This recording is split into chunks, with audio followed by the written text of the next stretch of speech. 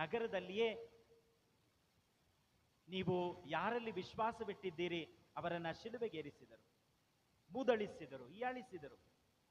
ಈ ನಗರದಲ್ಲಿಯೇ ನೀವು ಎಲ್ಲರಿಗಾಗಿ ಭಯಪಟ್ಟು ಅವಿತು ಕುಳಿತುಕೊಂಡ ಸ್ಥಳ ಇದು. ಈ ಸ್ಥಳದಲ್ಲಿಯೇ ನಿಮ್ಮನ್ನ ನಾನು ಅಭಿಷೇಕ ಪಡಿಸುತ್ತೇನೆ. ನಿಮ್ಮ ಮಹಿಮೆ ಈ ಸ್ಥಳದಿಂದ ಪ್ರಾರಂಭವಾಗುತ್ತದೆ. ಎಲ್ಲಿ ನೀವು ಭಯಪಟ್ಟು ಅವಿತು ಕುಳಿತುಕೊಂಡಿದ್ದೀರಿ, ಯಾವ ಪಟ್ಟಣದಲ್ಲಿ ನಿಮ್ಮ ವಿಮೋಚಕರನ್ನ ಪ್ರಭು ಯೇಸು ಕ್ರಿಸ್ತರನ್ನ ಅಲ್ಲಗಳೆದು ಶಿಲುಬೆಗೇರಿಸಿದರೋ ಅದೇ ಪಟ್ಟಣದಲ್ಲಿ ನಿಮಗೆ ಅಭಿಷೇಕವಾಗುತ್ತದೆ. ನಿಮ್ಮ ಶುಭ ಸಂದೇಶ ಪ್ರಚಾರ ಕಾರ್ಯ ಇಲ್ಲಿಂದಲೇ ಪ್ರಾರಂಭವಾಗುತ್ತದೆ. ಎಲ್ಲಿ ನೀವು ಸೋತು ಹೋದಿರಿ ಎಂದು ಭಯಪಟ್ಟು ಕುಳಿತುಕೊಂಡಿದ್ದೀರಿಯೋ ಇಲ್ಲೇ ನಿಮ್ಮ ಗೆಲುವು ಪ್ರಾರಂಭವಾಗುತ್ತದೆ. ಎಲ್ಲಿಯೂ ಹೋಗಬೇಡಿ. ಪ್ರಭು ಯೇಸು ಕ್ರಿಸ್ತರವರಿಗೆ ನೀಡಿದ ಆಜ್ಞಾಪನೆ, ಎಲ್ಲಿಯೂ ಹೋಗಬೇಡಿ, ನಿಮ್ಮ ಮಹಿಮೆ ಇಲ್ಲಿಂದ ಪ್ರಾರಂಭವಾಗುತ್ತದೆ. ನಮ್ಮ ಸೋಲನ್ನು ಸಹ, ನಮ್ಮ ಭಯವನ್ನು ಸಹ ನಮ್ಮ ಮಹಿಮೆಯಾಗಿ ಧೈರ್ಯವಾಗಿ ಪರಿವರ್ತಿಸುವವರು ಪ್ರಭು ಯೇಸು. ಅದನ್ನೇ ಎಂದು ಅವರಿಗೆ ಹೇಳುತ್ತಾರೆ, ಇಲ್ಲೇ ಇರಿ. ಯಾವ ಸ್ಥಳದಲ್ಲಿ ನೀವು ಸೋತು ಹೋದಿರಿ ಎಂದು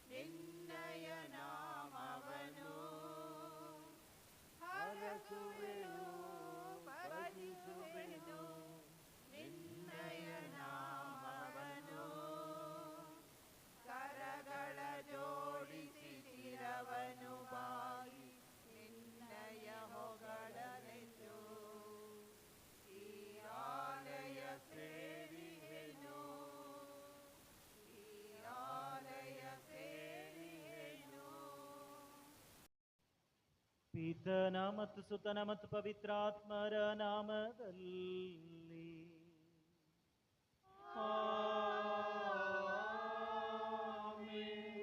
ನಮ್ಮ ಪ್ರಭು ಯೇಸು ಕ್ರಿಸ್ತರ ಕೃಪಾವರವು, ದೇವರ ಪ್ರೀತಿಯು, ಪವಿತ್ರಾತ್ಮರ ಅನ್ಯೋನ್ಯತೆಯು ನಿಮ್ಮೆಲ್ಲರೊಡನೆ ಇರಲಿ.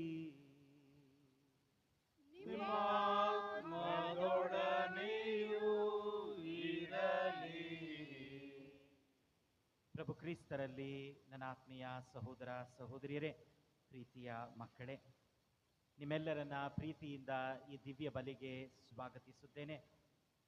ಇಂದು ತಾಯಿ ಧರ್ಮಸಭೆ ಪ್ರಭು ಯೇಸು ಕ್ರಿಸ್ತರ ಸ್ವರ್ಗಾರೋಹಣದ ಮಹೋತ್ಸವವನ್ನು ಆಚರಿಸುತ್ತಿದೆ. ಪ್ರಭು ಯೇಸು ಕ್ರಿಸ್ತರು ಪುನರುತ್ಥಾನರಾದ ಮೇಲೆ 40 ದಿನಗಳ ಕಾಲ ತನ್ನ ಅಪೋಸ್ತಲರಿಗೆ ಮತ್ತು ಇತರರಿಗೆ ಪ್ರತ್ಯಕ್ಷರಾಗಿ ಅವರ ವಿಶ್ವಾಸವನ್ನ ಬಲಪಡಿಸಿದರು. ಇಂದು ಸ್ವರ್ಗಕ್ಕೆ ಏರಿ ತಮ್ಮ ಪಿತನ ಬಲಗಡೆಯಲ್ಲಿ ಆಸೀನರಾಗಿರುವ ಅವರು ನಮಗಾಗಿ ಸ್ವರ್ಗವನ್ನ ತೆರೆದ ದಿನ, ಪವಿತ್ರವಾದ ದಿನ. ಸಂತ ಯೋಹಾನರ ಶುಭ ಸಂದೇಶದಲ್ಲಿ ಪ್ರಭು ಯೇಸು ಕ್ರಿಸ್ತರು ಹೇಳುವ ಹಾಗೆ, ನನ್ನ ತಂದೆಯ ನಿವಾಸದಲ್ಲಿ ಅನೇಕ ಕೊಠಡಿಗಳಿವೆ, ನಾನು ಹೋಗಿ ನಿಮಗಾಗಿ ಅವುಗಳನ್ನು ಸಿದ್ಧಪಡಿಸುತ್ತೇನೆ ಎಂದು ಹೇಳಿದ್ದಾರೆ. ಇಂದು ತಂದೆಯ ಬಲಪಾರ್ಶ್ವದಲ್ಲಿ ಕುಳಿತುಕೊಂಡಿದ್ದಾರೆ. ನಮಗಾಗಿ ಬೇಡುತ್ತಾ ನಮ್ಮನ್ನ ತಂದೆಗೆ ಅರ್ಪಿಸುತ್ತಾ ಇದ್ದಾರೆ. ಇಂದು ಪ್ರಭು ಯೇಸು ಕ್ರಿಸ್ತರು ಸ್ವರ್ಗವನ್ನ ನಮಗಾಗಿ ತೆರೆದ ಈ ಪವಿತ್ರ ದಿನದಂದು ಈ ಬಲಿಯನ್ನು ನಾವು ಯೋಗ್ಯ ವಿಧದಲ್ಲಿ ಅರ್ಪಿಸಲು ತಡೆಯಾಗುವ ಪಾಪಗಳಿಗಾಗಿ ಪಶ್ಚಾತ್ತಾಪ ಪಡೋಣ. ದೇವರಲ್ಲಿ ಕ್ಷಮೆಯನ್ನು ಯಾಚಿಸೋಣ.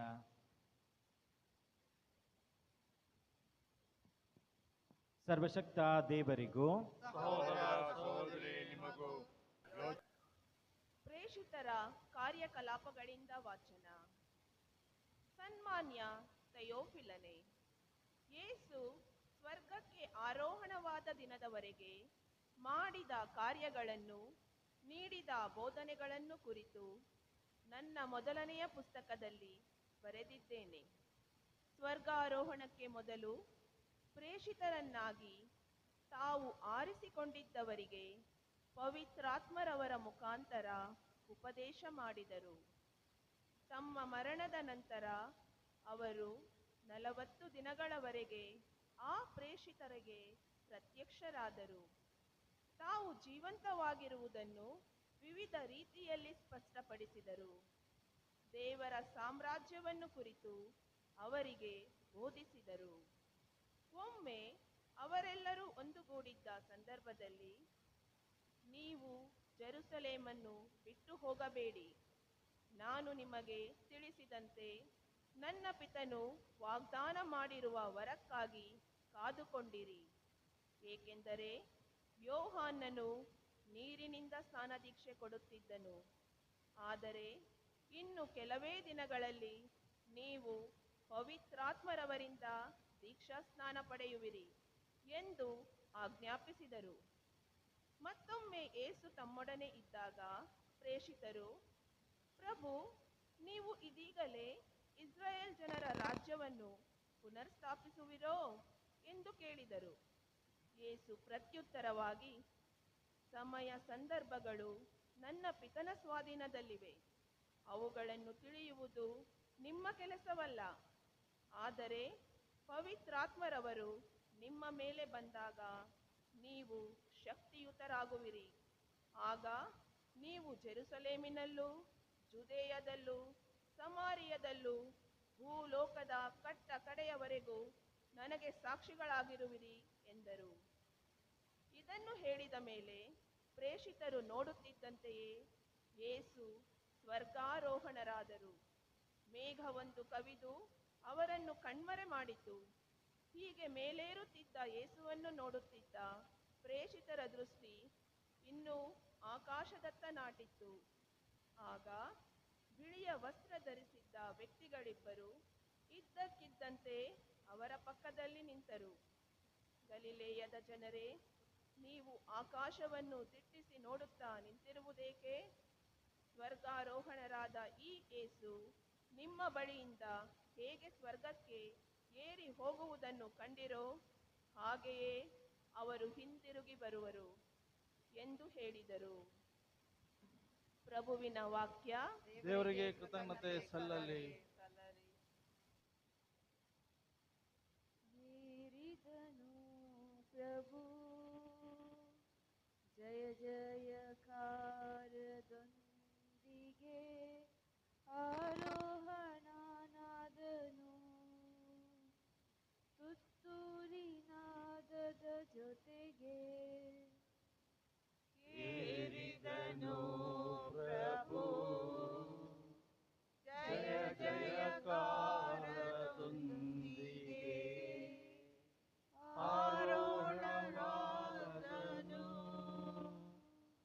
ತುತ್ತೂರಿನಾದದ ಜೊತೆಗೆ.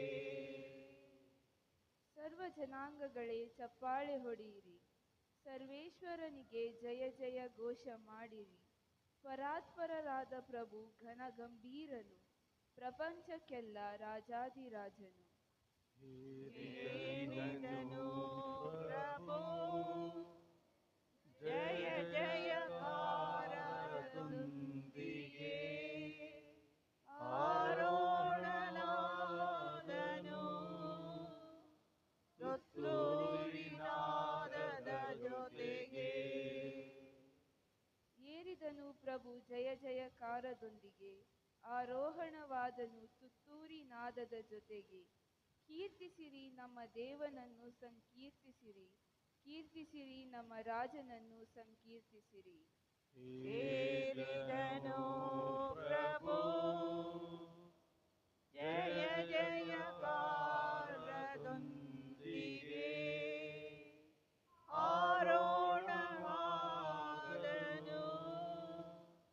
ತುತ್ತೂರಿನಾದದ ಜೊತೆಗೆ. ದೇವನು ಭೂಮಂಡಲಕ್ಕೆಲ್ಲ ಒಡೆಯನು, ಕೀರ್ತನೆಯಿಂದ ಕೊಂಡಾಡಿರಿ ಆತನನ್ನು.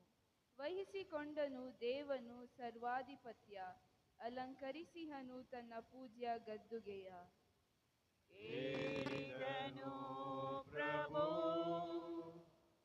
ಜಯ ಜಯಕಾರದೊಂದಿಗೆ,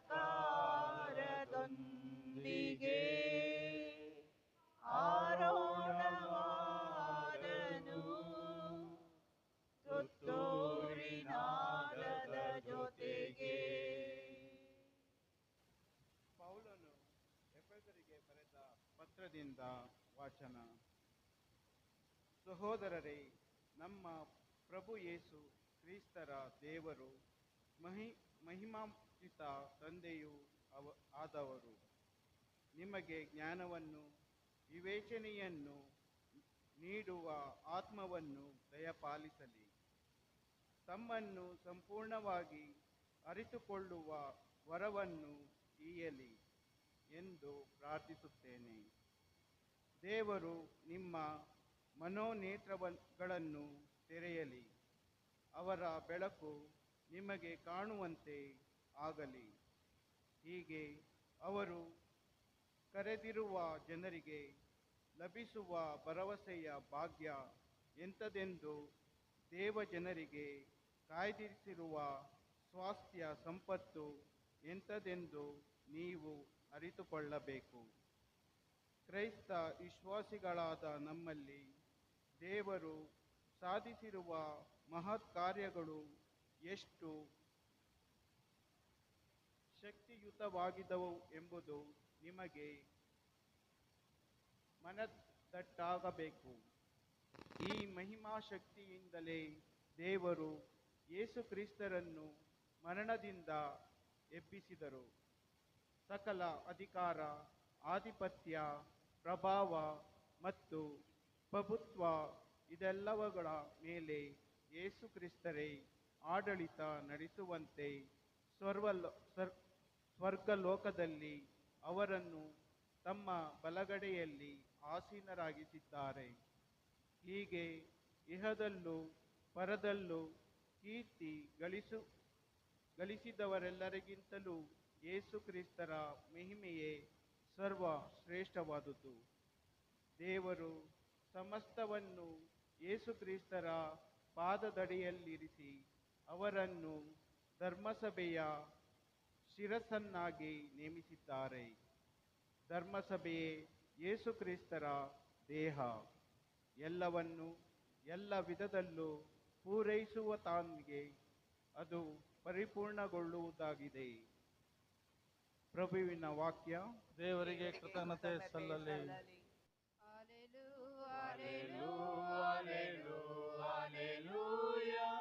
ಕ್ರಿಸ್ತ ಜೈ ಜೈ.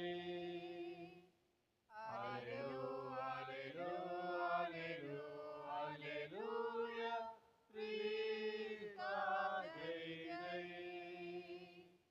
ಕ್ರಿಸ್ತ ಜೈ ಜೈ. ಹಾಲೆಲೂಯಾ. ಕ್ರಿಸ್ತ ಜೈ ಜೈ.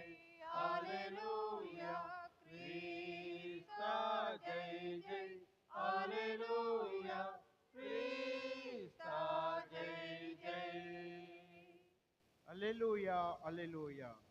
ನೀವು ಹೋಗಿ ಸಕಲ ದೇಶಗಳ ಜನರನ್ನು ನನ್ನ ಶಿಷ್ಯರನ್ನಾಗಿ ಮಾಡಿರಿ. ಇಗೋ, ಲೋಕದಂತ್ಯ ಸದಾ ನಾನು ನಿಮ್ಮೊಡನೆ ಇರುತ್ತೇನೆ. ಅಲೆಲೂಯ.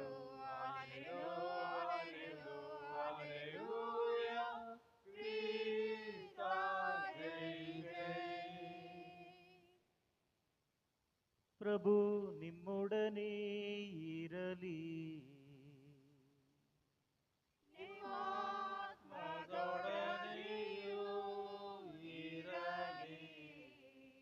ಸಂತ ಲೂಕರು ಬರೆದ ಪವಿತ್ರ ಶುಭ ಸಂದೇಶದಿಂದ ವಾಚನ. ಪ್ರಭು ನಿಮಗೆ ಮಹಿಮೆ ಸಲ್ಲಲಿ.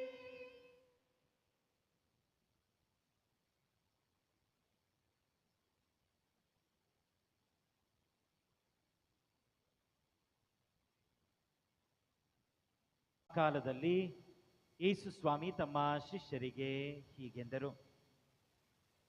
ಮೊದಲೇ ಬರೆದಿರುವ ಪ್ರಕಾರ ಕ್ರಿಸ್ತರು ಯಾತನೆಯನ್ನು ಅನುಭವಿಸಿ ಸತ್ತು ಮೂರನೆಯ ದಿನ ಪುನರುತ್ಥಾನ ಹೊಂದಬೇಕಾಗಿತ್ತು. ಅಲ್ಲದೆ ಜನರು ಪಾಪ ಪರಿಹಾರ ಪಡೆಯಬೇಕಾದರೆ ಪಶ್ಚಾತ್ತಾಪಪಟ್ಟು ಪಾಪಕ್ಕೆ ವಿಮುಖರಾಗಿ ದೇವರಿಗೆ ಅಭಿಮುಖರಾಗಬೇಕೆಂತಲೂ ಈ ಸಂದೇಶವನ್ನು ಜೆರುಸಲೇಮಿನಿಂದ ಮೊದಲ್ಗೊಂಡು ಎಲ್ಲ ಜನಾಂಗಗಳಿಗೂ ಆತನ ಹೆಸರಿನಲ್ಲೇ ಪ್ರಕಟಿಸಬೇಕೆಂತಲೂ ಮೊದಲೇ ಲಿಖಿತವಾಗಿತ್ತು. ಇದಕ್ಕೆಲ್ಲ ನೀವೇ ಸಾಕ್ಷಿಗಳು. ನನ್ನ ಪಿತ ವಾಗ್ದಾನ ಮಾಡಿದ ವ್ಯಕ್ತಿಯನ್ನು ನಾನೇ ನಿಮಗೆ ಕಳುಹಿಸಿಕೊಡುವೆನು. ಸ್ವರ್ಗದಿಂದ ಬರುವ ಶಕ್ತಿಯಿಂದ ನೀವು ಭೂಷಿತರಾಗುವ ತನಕ ಈ ಪಟ್ಟಣದಲ್ಲೇ ಕಾದಿರಿ ಎಂದು ಹೇಳಿದರು. ಕಟ್ಟಕಡೆಗೆ ಯೇಸು ಶಿಷ್ಯರನ್ನು ಬೆತಾನಿಯ ಎಂಬ ಊರಿನವರೆಗೆ ಕರೆದುಕೊಂಡು ಹೋಗಿ ಅಲ್ಲಿ ತಮ್ಮ ಕರಗಳನ್ನೆತ್ತಿ ಅವರನ್ನು ಆಶೀರ್ವದಿಸುತ್ತಾ ಹಾಗೆಯೇ ಅವರನ್ನು ಬೀಳ್ಕೊಟ್ಟರು ಮತ್ತು ಸ್ವರ್ಗಕ್ಕೆ ಒಯ್ಯಲ್ಪಟ್ಟರು. ಶಿಷ್ಯರು ಅವರನ್ನು ಆರಾಧಿಸಿ ಅತ್ಯಾನಂದದಿಂದ ಜೆರುಸಲೇಮಿಗೆ ಹಿಂದಿರುಗಿದರು. ಮಹಾದೇವಾಲಯದಲ್ಲಿ ದೇವರನ್ನು ಸತತವಾಗಿ ಸ್ತುತಿ ಮಾಡುತ್ತಿದ್ದರು.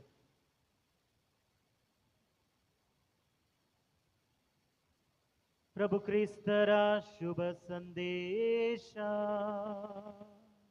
ಕ್ರಿಸ್ತರೇ ನಿಮಗೆ ಸ್ತುತಿ ಸಲ್ಲಲಿ. ಪ್ರಭು ಕ್ರಿಸ್ತರಲ್ಲಿ ನನ್ನ ಆತ್ಮೀಯ ಸಹೋದರ ಸಹೋದರಿಯರೇ, ಪ್ರೀತಿಯ ಮಕ್ಕಳೇ, ಪ್ರಭು ಯೇಸು ಕ್ರಿಸ್ತರ ಸ್ವರ್ಗಾರೋಹಣದ ಮಹೋತ್ಸವವನ್ನು ಆಚರಿಸುತ್ತಿದ್ದೇವೆ. ಬಲಿಪೂಜೆಯ ಪೀಠಿಕೆಯಲ್ಲಿ ಹೇಳಿದ ಹಾಗೆ ಪ್ರಭು ಯೇಸು ಕ್ರಿಸ್ತರು ಇಂದು ಸ್ವರ್ಗವನ್ನು ನಮಗಾಗಿ ತೆರೆದ ದಿನ. ಪ್ರಭು ಯೇಸು ಕ್ರಿಸ್ತರು ಇಂದು ಸ್ವರ್ಗದಲ್ಲಿದ್ದು ಅದೇ ನಮ್ಮ ಶಾಶ್ವತವಾದ ಮನೆ ಎಂಬ ವಿಶ್ವಾಸವನ್ನ ಬಲಪಡಿಸುವ ದಿನ. ಇಂದಿನ ಈ ಹಬ್ಬದಂದು ಎರಡನೆಯ ವಾಚನ, ನಾವು ಎರಡನೆಯ ವಾಚನವನ್ನ ಸಂತ ಪೌಲರು ಎಫೆಸರಿಗೆ ಬರೆದ ವಾಚನದಿಂದ ಆಲಿಸಿದೆವು. ಆದರೆ ಇನ್ನೊಂದು ಪರ್ಯಾಯ ವಾಚನವಿದೆ. ಆ ಪರ್ಯಾಯ ವಾಚನದಲ್ಲಿ ಅದು ಇಬ್ರಿಯರಿಗೆ ಬರೆದ ಪತ್ರದಿಂದ. ಆ ಇಬ್ರಿಯರಿಗೆ ಬರೆದ ಪತ್ರವು ಹೀಗೆನ್ನುತ್ತದೆ, ಪ್ರಭು ಯೇಸು ಕ್ರಿಸ್ತರ ಸ್ವರ್ಗಾರೋಹಣವನ್ನ ಕುರಿತು. ಸಹೋದರರೇ, ಕ್ರಿಸ್ತ ಯೇಸು ಪ್ರವೇಶಿಸಿದ್ದು ನೈಜ ದೇವಾಲಯದ ಛಾಯೆಯಂತಿರುವ ಮಾನವ ನಿರ್ಮಿತ ಗುಡಿಯನ್ನಲ್ಲ, ನಮ್ಮ ಪರವಾಗಿ ದೇವರ ಸಮ್ಮುಖದಲ್ಲಿ ಅವರು ತಮ್ಮನ್ನೇ ಅರ್ಪಿಸಿ ಪ್ರವೇಶಿಸಿದ್ದಾರೆ. ಪ್ರಧಾನ ಯಾಜಕನು ಪ್ರತಿ ವರ್ಷವೂ ಪ್ರಾಣಿಗಳ ರಕ್ತವನ್ನ ತೆಗೆದುಕೊಂಡು ಪ್ರವೇಶಿಸಿದರು. ಆದರೆ ಪ್ರಭು ಯೇಸು ಕ್ರಿಸ್ತರು ತಮ್ಮನ್ನೇ ಅಲ್ಲಿ ತಂದೆಗೆ ಅರ್ಪಿಸಿದ್ದಾರೆ ಎಂದು. ಪ್ರಭು ಯೇಸು ಕ್ರಿಸ್ತರು ಇಂದು ಸ್ವರ್ಗಕ್ಕೆ ಹೋಗಿ ತಂದೆಯ ಬಳಿಗೆ ಹೇಳುವುದು ಏನೆಂದರೆ, ನನ್ನ ರಕ್ತದಿಂದ ಮಾನವ ಕುಲವನ್ನ ಪರಿಶುದ್ಧಗೊಳಿಸಿ ಬಿಟ್ಟಿದ್ದೇನೆ, ನಮ್ಮನ್ನ ಗೆದ್ದು ಬಿಟ್ಟಿದ್ದಾರೆ ಎಂದು ಆ ಗೆಲುವನ್ನ ತಂದೆಗೆ ಸಾರುತ್ತಿರುವ ದಿನ. ಇಂದು ಈ ಪವಿತ್ರ ದಿನದಂದು ಇಂದಿನ ವಾಚನಗಳು, 3 ವಾಚನಗಳು ನಾವು ಕೇಳಿಸಿಕೊಂಡ ಈ 3 ವಾಚನಗಳು ನಾವು ಆಳವಾಗಿ ಧ್ಯಾನಿಸುವಾಗ ಕೆಲವೊಂದು ಸತ್ಯಗಳನ್ನು ನಮಗೆ ತಿಳಿಯಪಡಿಸುತ್ತದೆ. ಮೊದಲನೆಯದಾಗಿ ಈ 3 ವಾಚನದಲ್ಲಿ ಸ್ವರ್ಗಾರೋಹಣವು ನಮಗೆ ಒಂದು ವಾಗ್ದಾನವನ್ನ, ಕೊಡುಗೆಯನ್ನ ನೀಡುತ್ತದೆ. There is a promise, a gift. ಯಾವುದು ಆ ವಾಗ್ದಾನ? ಪ್ರಭು ಯೇಸು ಕ್ರಿಸ್ತರು ಇಂದಿನ ಮೊದಲನೆಯ ವಾಚನದಲ್ಲಿ ಹೇಳುವುದನ್ನು ನಾವು ಕೇಳಿಸಿಕೊಂಡಿದ್ದೇವೆ. ಸ್ನಾನಿಕ ಯೋಹಾನರನ್ನ ನಮಗೆ ತೋರಿಸುತ್ತಾರೆ. ಸ್ನಾನಿಕ ಯೋಹಾನರು ನಿಮಗೆ ಹೇಳಿದರು, ನಾನು ನೀರಿನಿಂದ ದೀಕ್ಷಾ ಸ್ನಾನ ಕೊಡುತ್ತೇನೆ, ನನ್ನ ನಂತರ ಒಬ್ಬರು ಬರುತ್ತಾರೆ, ಅವರು ನಿಮಗೆ ಪವಿತ್ರಾತ್ಮರಿಂದ ದೀಕ್ಷಾ ಸ್ನಾನವನ್ನು ಕೊಡುತ್ತಾರೆ. ನೀವು ಪವಿತ್ರಾತ್ಮರಿಂದ ದೀಕ್ಷಾ ಸ್ನಾನ ಪಡೆಯುವ ಸಮಯ ಬಂದಿದೆ, ಇಲ್ಲೇ ಉಳಿದುಕೊಳ್ಳಿ. ಅದೇ ವಾಗ್ದಾನ. ಪವಿತ್ರಾತ್ಮರನ್ನ ನೀವು ಪಡೆಯುತ್ತೀರಿ, ಪವಿತ್ರಾತ್ಮರ ದೀಕ್ಷಾ ಸ್ನಾನವನ್ನ ಪಡೆಯುತ್ತೀರಿ ಎಂದು ಮೊದಲನೆಯ ವಾಚನದಲ್ಲಿ ನಾವು ಆಲಿಸಿದೆವು. ಎರಡನೆಯ ವಾಚನದಲ್ಲಿ ಸಂತ ಪೌಲರು ಅದೇ ಪವಿತ್ರಾತ್ಮರನ್ನ ನಮಗೆ ತಿಳಿಯಪಡಿಸುತ್ತಾರೆ. ಸಹೋದರರೇ, ನಮ್ಮ ಪ್ರಭು ಯೇಸು ಕ್ರಿಸ್ತರ ದೇವರು, ಮಹಿಮಾನ್ವಿತ ತಂದೆಯೂ ಆದವರು ನಿಮಗೆ ಜ್ಞಾನವನ್ನು, ವಿಮೋಚನೆಯನ್ನು ನೀಡುವ ಆತ್ಮವನ್ನ ದಯಪಾಲಿಸಲಿ. ಈ ಪವಿತ್ರಾತ್ಮರನ್ನ ಪರಾತ್ಪರ ದೇವರು ನಿಮಗೆ ದಯಪಾಲಿಸಲಿ ಎಂದು ಕ್ರೈಸ್ತಿಯ ಸಮೂಹಗಳನ್ನ ಸಂತ ಪೌಲರು ಆಶೀರ್ವದಿಸುತ್ತಿದ್ದಾರೆ. ದೇವರ ನಾಮದಲ್ಲಿ ಆಶೀರ್ವಾದ ನೀಡುತ್ತಿದ್ದಾರೆ. ನಿಮಗೆ ಜ್ಞಾನವನ್ನ, ವಿಮೋಚನೆಯನ್ನ ನೀಡುವ ಆತ್ಮವನ್ನ ದಯಪಾಲಿಸಲಿ. ಮೂರನೆಯದಾಗಿ ನಾವು ಶುಭ ಸಂದೇಶದಲ್ಲಿಯೂ ಸಹ ಪವಿತ್ರಾತ್ಮರ ವಾಗ್ದಾನವನ್ನ, ಪವಿತ್ರಾತ್ಮರ ಕೊಡುಗೆಯನ್ನ ಪ್ರಭು ಯೇಸು ಕ್ರಿಸ್ತರು ನೀಡುವುದನ್ನ ನೋಡುತ್ತೇನೆ. ಪ್ರಭು ಯೇಸು ಕ್ರಿಸ್ತರು ಹೇಳುತ್ತಾರೆ, ನನ್ನ ಪಿತಾ ವಾಗ್ದಾನ ಮಾಡಿದ ವ್ಯಕ್ತಿಯನ್ನು ನಾನೇ ನಿಮಗೆ ಕಳಿಸಿಕೊಡುತ್ತೇನೆ. ಸ್ವರ್ಗದಿಂದ ಬರುವ ಶಕ್ತಿಯಿಂದ ನೀವು ಭೂಷಿತರಾಗುವ ತನಕ ಈ ಪಟ್ಟಣದಲ್ಲಿಯೇ ಉಳಿದುಕೊಳ್ಳಿ. 3 ವಾಚನಗಳಲ್ಲಿ ಈ ವಾಗ್ದಾನವನ್ನ, ಈ ಕೊಡುಗೆಯನ್ನ ನಾವು ನೋಡುತ್ತೇವೆ. ಎಲ್ಲಿಯೂ ಹೋಗಬೇಡಿ. ಏತಕ್ಕಾಗಿ? ಮೊದಲನೇ ವಾಚನದಲ್ಲಿಯೂ ಅವರು ಹೇಳುತ್ತಾರೆ, ಪ್ರಭು ಹೇಳುತ್ತಾರೆ, ಎಲ್ಲಿಯೂ ಹೋಗಬೇಡಿ, ಈ ಪಟ್ಟಣದಲ್ಲಿ ಉಳಿದುಕೊಳ್ಳಿ, ಜೆರುಸಲೇಮಿನಲ್ಲಿ ಇರಿ. ಏಕೆಂದರೆ ಈ ನಗರದಲ್ಲಿಯೇ ನೀವು ಯಾರಲ್ಲಿ ವಿಶ್ವಾಸವಿಟ್ಟಿದ್ದೀರಿ ಅವರನ್ನ ಶಿಲುಬೆಗೇರಿಸಿದರು, ಮೂದಳಿಸಿದರು, ಹೀಯಾಳಿಸಿದರು. ಈ ನಗರದಲ್ಲಿಯೇ ನೀವು ಎಲ್ಲರಿಗಾಗಿ ಭಯಪಟ್ಟು ಅವಿತು ಕುಳಿತುಕೊಂಡ ಸ್ಥಳ ಇದು. ಈ ಸ್ಥಳದಲ್ಲಿಯೇ ನಿಮ್ಮನ್ನ ನಾನು ಅಭಿಷೇಕ ಪಡಿಸುತ್ತೇನೆ. ನಿಮ್ಮ ಮಹಿಮೆ ಈ ಸ್ಥಳದಿಂದ ಪ್ರಾರಂಭವಾಗುತ್ತದೆ. ಎಲ್ಲಿ ನೀವು ಭಯಪಟ್ಟು ಅವಿತು ಕುಳಿತುಕೊಂಡಿದ್ದೀರಿ, ಯಾವ ಪಟ್ಟಣದಲ್ಲಿ ನಿಮ್ಮ ವಿಮೋಚಕರನ್ನ, ಪ್ರಭು ಯೇಸು ಕ್ರಿಸ್ತರನ್ನ ಅಲ್ಲಗಳೆದು ಶಿಲುಬೆಗೇರಿಸಿದರೋ ಅದೇ ಪಟ್ಟಣದಲ್ಲಿ ನಿಮಗೆ ಅಭಿಷೇಕವಾಗುತ್ತದೆ. ನಿಮ್ಮ ಶುಭ ಸಂದೇಶ ಪ್ರಚಾರ ಕಾರ್ಯ ಇಲ್ಲಿಂದಲೇ ಪ್ರಾರಂಭವಾಗುತ್ತದೆ. ಎಲ್ಲಿ ನೀವು ಸೋತು ಹೋದಿರಿ ಎಂದು ಭಯಪಟ್ಟು ಕುಳಿತುಕೊಂಡಿದ್ದೀರಿಯೋ ಇಲ್ಲೇ ನಿಮ್ಮ ಗೆಲುವು ಪ್ರಾರಂಭವಾಗುತ್ತದೆ. ಎಲ್ಲಿಯೂ ಹೋಗಬೇಡಿ. ಪ್ರಭು ಯೇಸು ಕ್ರಿಸ್ತರವರಿಗೆ ನೀಡಿದ ಆಜ್ಞಾಪನೆ, ಎಲ್ಲಿಯೂ ಹೋಗಬೇಡಿ, ನಿಮ್ಮ ಮಹಿಮೆ ಇಲ್ಲಿಂದ ಪ್ರಾರಂಭವಾಗುತ್ತದೆ. ನಮ್ಮ ಸೋಲನ್ನು ಸಹ, ನಮ್ಮ ಭಯವನ್ನು ಸಹ ನಮ್ಮ ಮಹಿಮೆಯಾಗಿ, ಧೈರ್ಯವಾಗಿ ಪರಿವರ್ತಿಸುವವರು ಪ್ರಭು ಯೇಸು. ಅದನ್ನೇ ಇಂದು ಅವರಿಗೆ ಹೇಳುತ್ತಾರೆ, ಇಲ್ಲೇ ಇರಿ. ಯಾವ ಸ್ಥಳದಲ್ಲಿ ನೀವು ಸೋತು ಹೋದಿರಿ ಎಂದು ತಿಳಿದುಕೊಂಡಿದ್ದೀರಿ ಅಲ್ಲೇ ಇರಿ. ಅಲ್ಲಿ ಜನ ನಿಮ್ಮನ್ನ ನೋಡಿ ಬೆರಗಾಗುತ್ತಾರೆ. ಅಲ್ಲಿಂದ ಜಗತ್ತಿನ ಎಲ್ಲ ಕಡೆಗೂ ಹೋಗಿ, ಜಗತ್ತಿನ ಕಟ್ಟ ಕಡೆಗೆ ಹೋಗಿ ನೀವು ನನಗೆ ಸಾಕ್ಷಿಗಳಾಗಿರಿ ಎಂದು ಹೇಳುತ್ತಾರೆ. ಇಂದಿನ ಈ ಮಹೋತ್ಸವ ನಮಗೆ ಈ ವಾಗ್ದಾನವನ್ನ, ಇಂದಿನ ಈ ಮಹೋತ್ಸವ ಈ ಕೊಡುಗೆಯನ್ನು ನಮಗೆ ನೀಡುತ್ತದೆ, ಪವಿತ್ರಾತ್ಮರ ಕೊಡುಗೆ. ನಾವೆಲ್ಲರೂ ಈ ಪವಿತ್ರಾತ್ಮರ ದೀಕ್ಷಾ ಸ್ನಾನವನ್ನ ಪಡೆದಿದ್ದೇವೆ, ಎಲ್ಲರೂ. ಎರಡನೆಯದಾಗಿ ಈ ಕೊಡುಗೆ ನಮಗೆ ಒಂದು ಜವಾಬ್ದಾರಿಯನ್ನ ನೀಡುತ್ತದೆ. This gift and the promise of Christ leads us to a responsibility. ಈ ಕೊಡುಗೆ ಮತ್ತು ಈ ವಾಗ್ದಾನ ನಮ್ಮನ್ನ ಒಂದು ಜವಾಬ್ದಾರಿಗೆ ಕರೆದೊಯ್ಯುತ್ತದೆ. ಏನು ಆ ಜವಾಬ್ದಾರಿ? ಪ್ರಭು ಯೇಸು ಕ್ರಿಸ್ತರು ಬಹಳ ಸುಂದರವಾಗಿ ಹೇಳುತ್ತಾರೆ, ನಂಬಿಕೆಯಿಂದ ಹೇಳುತ್ತಾರೆ, ನೀವು ನನ್ನ ಸಾಕ್ಷಿಗಳಾಗಿರುವಿರಿ. ಅದೇ ಜವಾಬ್ದಾರಿ. That is the responsibility. ನೀವು ನನ್ನ ಸಾಕ್ಷಿಗಳಾಗಿರುವಿರಿ. ಜಗತ್ತಿಗೆ ನಮಗೆ ಪ್ರಭು ಯೇಸು ಕ್ರಿಸ್ತರು ಗೊತ್ತು ಎಂದು ನೀವು ಹೇಳುತ್ತೀರಿ. ಈ ಜವಾಬ್ದಾರಿಯೇ ಧರ್ಮಸಭೆಯನ್ನ 2000 ವರ್ಷಗಳ ತನಕ ದಾರಿ ನಡೆಸಿದೆ. ಈ ಜವಾಬ್ದಾರಿಗಾಗಿಯೇ ನಾವೆಲ್ಲರೂ ದುಡಿಯುತ್ತಿರುವುದು.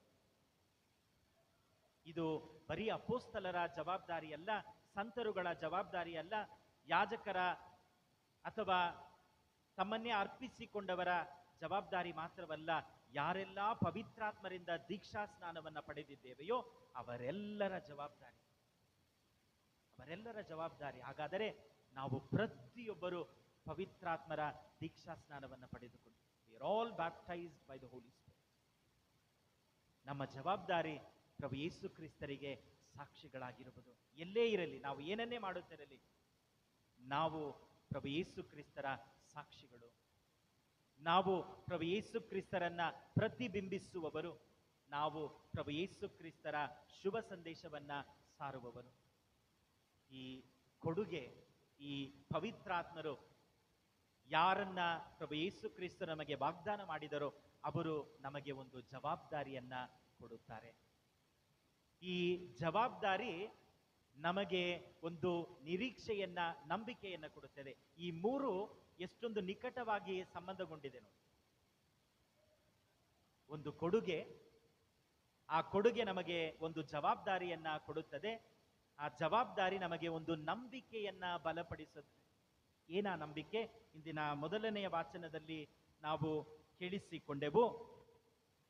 ಅವರು ಸ್ವರ್ಗವನ್ನೇ ನೋಡುತ್ತಾ ನಿಂತಿದ್ದಾರೆ. ಪ್ರಭು ಯೇಸು ಕ್ರಿಸ್ತರು ಸ್ವರ್ಗಾರೋಹಣರಾಗುತ್ತಿದ್ದಾರೆ. ಅಪೊಸ್ತಲರು ಸ್ವರ್ಗವನ್ನೇ ನೋಡುತ್ತಾ ನಿಂತಿರುವಾಗ ದೇವದೂತರು ಹೇಳುತ್ತಾರೆ, ಗಲೀಲೆಯದ ಜನರೇ, ನೀವು ಆಕಾಶವನ್ನು ದಿಟ್ಟಿಸಿ ನೋಡುತ್ತಾ ನಿಂತಿರುವುದಕ್ಕೆ? ಸ್ವರ್ಗಾರೋಹಣರಾದ ಈ ಯೇಸು ಸ್ವಾಮಿ ನಿಮ್ಮ ಬಳಿಯಿಂದ ಹೇಗೆ ಸ್ವರ್ಗಕ್ಕೆ ಏರಿ ಹೋದರೋ ಹಾಗೆಯೇ ಅವರು ಹಿಂದಿರುಗಿ ಬರುತ್ತಾರೆ. ಅದೇ ನಮ್ಮ ನಂಬಿಕೆ, ನಿರೀಕ್ಷೆ.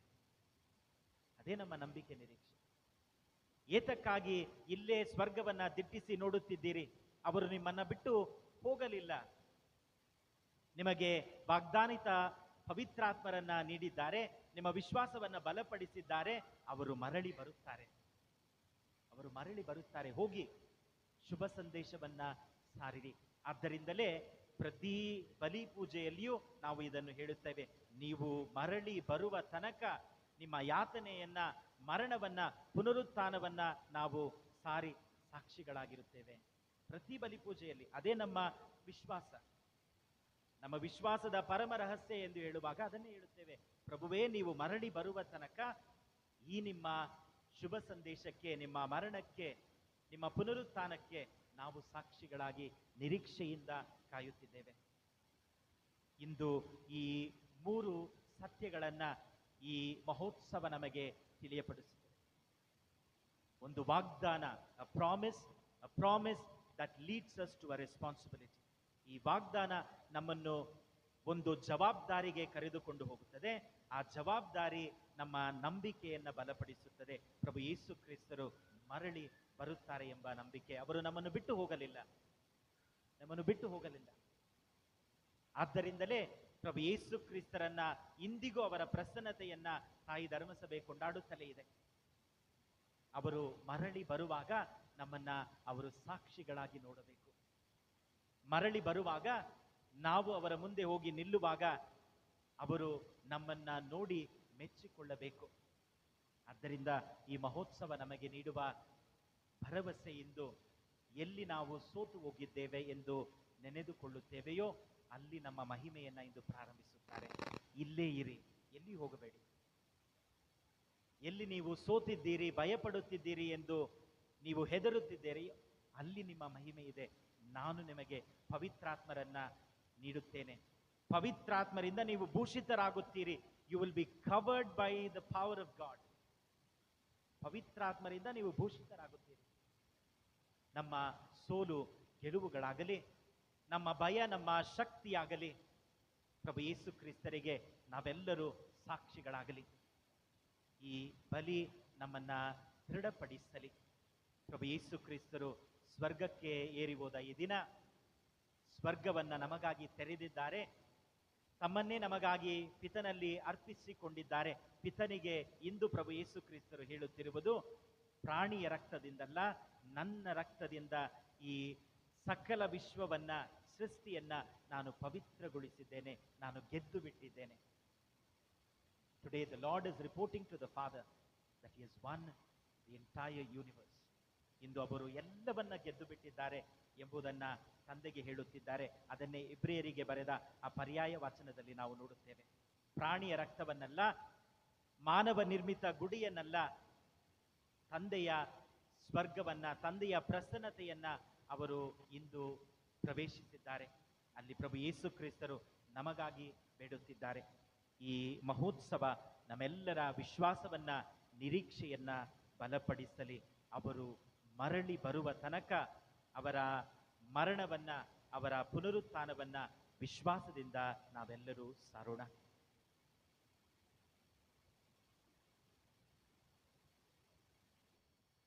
ಪ್ರಿಯ ಸಹೋದರ ಸಹೋದರಿಯರೇ, ತಂದೆಯ ಪ್ರಸನ್ನತೆಯಲ್ಲಿರುವ ಪ್ರಭು ಯೇಸು ಕ್ರಿಸ್ತರು ಸದಾ ನಮಗಾಗಿ ತಂದೆಯಲ್ಲಿ ಬೇಡುತ್ತಾರೆ ಎಂಬ ವಿಶ್ವಾಸದೊಂದಿಗೆ ನಮ್ಮ ಪ್ರಾರ್ಥನೆಗಳನ್ನ ಪ್ರಭು ಯೇಸು ಕ್ರಿಸ್ತರಿಗೆ ಸಮರ್ಪಿಸೋಣ. ಪ್ರಭು, ನಮ್ಮ ಪ್ರಾರ್ಥನೆಯನ್ನು ಆಲಿಸಿರಿ. ಪ್ರಭು, ನಮ್ಮ ಪ್ರಾರ್ಥನೆಯನ್ನು ಆಲಿಸಿರಿ. ನಮ್ಮ ವಿಶ್ವಗುರು 14ನೇ ಲಿಯೋರವರಿಗೆ, ನಮ್ಮ ಮಹಾಧರ್ಮಾಧ್ಯಕ್ಷರು ಹಾಗೂ ಎಲ್ಲ ಧರ್ಮಾಧ್ಯಕ್ಷರುಗಳಿಗಾಗಿ ಮತ್ತು ಧಾರ್ಮಿಕ ಸಹೋದರ ಸಹೋದರಿಯರಿಗಾಗಿ ಪ್ರಾರ್ಥಿಸೋಣ. ಪ್ರಭು, ನಮ್ಮ ಪ್ರಾರ್ಥನೆಯನ್ನು ಆಲಿಸಿರಿ. ದೈವಿ ಪ್ರಜೆಗಳನ್ನು ಪ್ರಭು ಕ್ರಿಸ್ತರ ಹಾದಿಯಲ್ಲಿ ಮುನ್ನಡೆಸುತ್ತಾ ಅವರ ಶುಭ ಸಂದೇಶವನ್ನು ಸಾರಲು ಬೇಕಾದ ಆತ್ಮಸ್ಥೈರ್ಯವನ್ನು ಹಾಗೂ ಪವಿತ್ರಾತ್ಮರ ಸಹಾಯವನ್ನು ನೀಡಲೆಂದು ಪ್ರಾರ್ಥಿಸೋಣ. ಪ್ರಭು, ನಮ್ಮ ಪ್ರಾರ್ಥನೆಯನ್ನು ಆಲಿಸಿರಿ. ನಮ್ಮ ದೇಶದ ನಾಯಕರಿಗಾಗಿ ಪ್ರಾರ್ಥಿಸೋಣ. ಜನಸೇವೆಯೇ ಮುಖ್ಯ ಧ್ಯೇಯ ಎಂದು ಅವರು ತಿಳಿಯುತ್ತಾ ನಿಸ್ವಾರ್ಥ ಸೇವೆಯಲ್ಲಿ ತಮ್ಮನ್ನೇ ಮುಡಿಪಾಗಿಡಲು ಅವರಿಗೆ ನೆರವಾಗಲೆಂದು ಪ್ರಾರ್ಥಿಸೋಣ. ಪ್ರಭು, ನಮ್ಮ ಪ್ರಾರ್ಥನೆಯನ್ನು ಆಲಿಸಿರಿ. ಎಲ್ಲ ಕೃಷಿ ಕಾರ್ಮಿಕರಿಗಾಗಿ ಪ್ರಾರ್ಥಿಸೋಣ. ಎಷ್ಟೇ ಲಾಭ ನಷ್ಟ ಉಂಟಾದರೂ, ಸಮಸ್ಯೆಗಳೇ ಬಂದರೂ, ನಾವು ದೈಹಿಕವಾಗಿ ಬೆಳೆಯಲು ಬೇಕಾದ ಆಹಾರವನ್ನು ಹಾಗೂ ಸಾಮಗ್ರಿಗಳನ್ನು ಒದಗಿಸುತ್ತಿರುವ ಇವರ ಒಳಿತಿಗಾಗಿಯೂ ಹಾಗೂ ಒಳ್ಳೆಯ ಆರೋಗ್ಯ ಭಾಗ್ಯಕ್ಕಾಗಿಯೂ ಪ್ರಾರ್ಥಿಸೋಣ. ಪ್ರಭು, ನಮ್ಮ ಪ್ರಾರ್ಥನೆಯನ್ನು ಆಲಿಸಿರಿ. ಇಲ್ಲಿ ನೆರೆದಿರುವ ಎಲ್ಲರಿಗಾಗಿ ಪ್ರಾರ್ಥಿಸೋಣ. ದೇವರ ಒಂದೇ ಕುಟುಂಬದ ಮಕ್ಕಳಾಗಿ ನೆರೆದಿರುವ ಈ ಸಭೆಯು ಪವಿತ್ರಾತ್ಮರ ಮೌಲ್ಯಗಳನ್ನು ಅರಿತು ಅವರ ಮಾರ್ಗದರ್ಶನಗಳಲ್ಲಿ ನಡೆದು ಇತರರಿಗೆ ಮಾದರಿಯಾಗಿ ಜೀವಿಸಲೆಂದು ಪ್ರಾರ್ಥಿಸೋಣ. ಪ್ರಭು, ನಮ್ಮ ಪ್ರಾರ್ಥನೆಯನ್ನು ಆಲಿಸಿರಿ. ನಮ್ಮ ವೈಯಕ್ತಿಕ ಕೋರಿಕೆಗಳಿಗಾಗಿ ಪ್ರಾರ್ಥಿಸೋಣ. ನಮ್ಮ ಕುಟುಂಬಕ್ಕಾಗಿ, ಕುಟುಂಬದ ಪ್ರತಿಯೊಬ್ಬ ಸದಸ್ಯರಿಗಾಗಿ ಪ್ರಾರ್ಥಿಸೋಣ.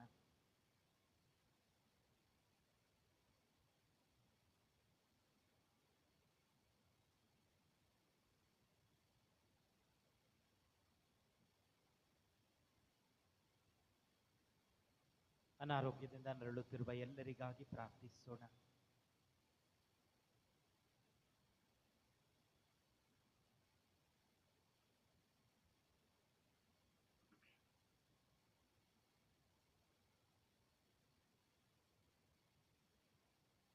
ಈ ಮಹೋತ್ಸವವನ್ನ ಆಚರಿಸುತ್ತಿರುವ ನಮಗಾಗಿ ಪ್ರಾರ್ಥಿಸೋಣ. ಈ ಸ್ವರ್ಗಾರೋಹಣದ ಮಹೋತ್ಸವವು ನಮ್ಮಲ್ಲಿ ಆ ವಾಗ್ದಾನವನ್ನ ತುಂಬಲಿ, ನಮ್ಮನ್ನ ಜವಾಬ್ದಾರಿಯುತ ಕ್ರೈಸ್ತರಾಗಿ ಮಾಡಲಿ. ನಮ್ಮ ನಿರೀಕ್ಷೆಯನ್ನ ಈ ಮಹೋತ್ಸವ ಬಲಪಡಿಸಲಿ.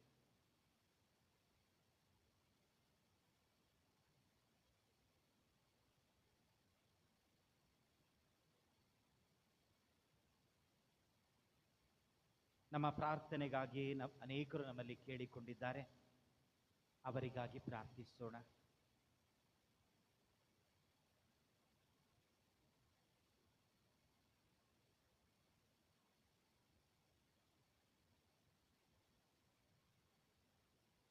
ಸರ್ವಶಕ್ತ ಸದಾ ಜೀವಿಸುವ ದೇವರೇ, ನಾವು ಪ್ರತಿಯೊಬ್ಬರು ಪವಿತ್ರಾತ್ಮರಿಂದ ದೀಕ್ಷಾ ಸ್ನಾನವನ್ನ ಪಡೆದಿದ್ದೇವೆ. ಈ ವಾಗ್ದಾನ್ವಿತ ಪವಿತ್ರಾತ್ಮರು ನಮ್ಮನ್ನು ಜವಾಬ್ದಾರಿಯುತವುಳ್ಳ ಕ್ರೈಸ್ತರಾಗಿ ಮಾಡಲಿ. ಈ ಜವಾಬ್ದಾರಿಯು ನಮ್ಮ ನಂಬಿಕೆಯನ್ನ, ನಿರೀಕ್ಷೆಯನ್ನ ಬಲಗೊಳಿಸಲಿ ಎಂದು ಪ್ರಾರ್ಥಿಸುತ್ತೇವೆ. ನಮ್ಮ ಪ್ರಭು ಕ್ರಿಸ್ತರ ಮುಖಾಂತರ ನಿಮ್ಮನ್ನು ಪ್ರಾರ್ಥಿಸುತ್ತೇವೆ. ಆಮೆನ್. ಜಯ ಕ್ರಿಸ್ತ, ಜಯ